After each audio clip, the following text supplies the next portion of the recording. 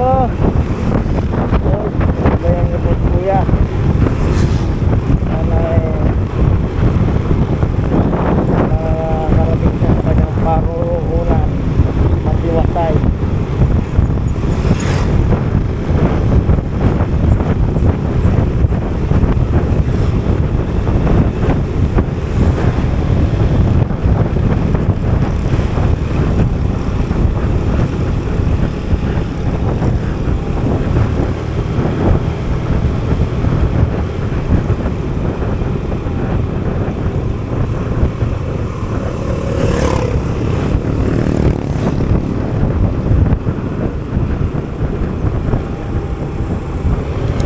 Thank you. Yan ang mga datos ng mga driver. Diba? Bibigay daan sa mga gusto mag-overtake. Sila pa mismo yung nag-hand signal. Shoutout sa'yo kuya. Kuyang driver ng High Ace. Hindi ko lang alam kung ano yung pangalan at kung saan kawan patutungo ngayon. Para gabayan tayong lahat ng ating Panginoon. Good morning sa iyong magkain yung lahat. Para makakain sa iyong highway. Sana.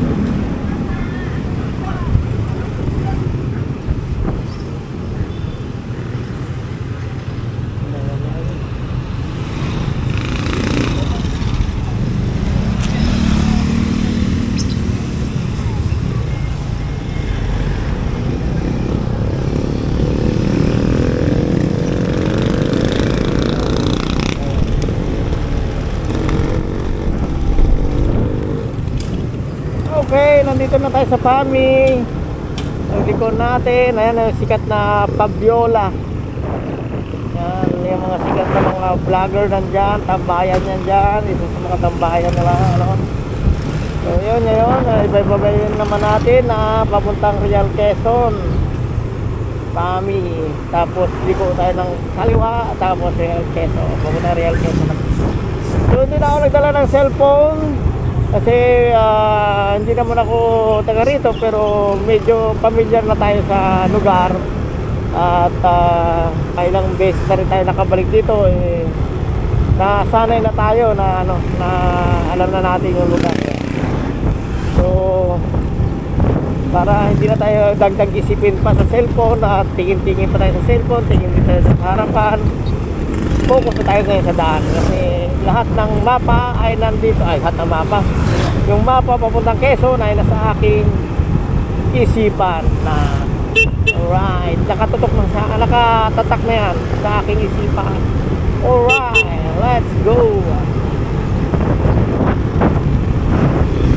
Yun, yung mga palaya na yun, ganda.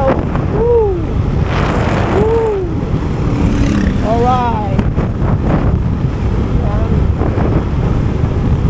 Sa mga kapwa natin riders na gustong pumunta sa mga ganitong lugar, di ba?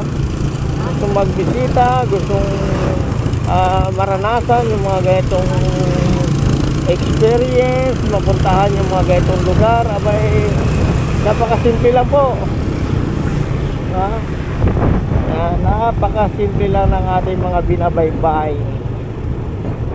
Meron din po tayo mga gasoline station dito bago tayo umakyat ng Real. Nandito lang po yan sa may gilid lang po.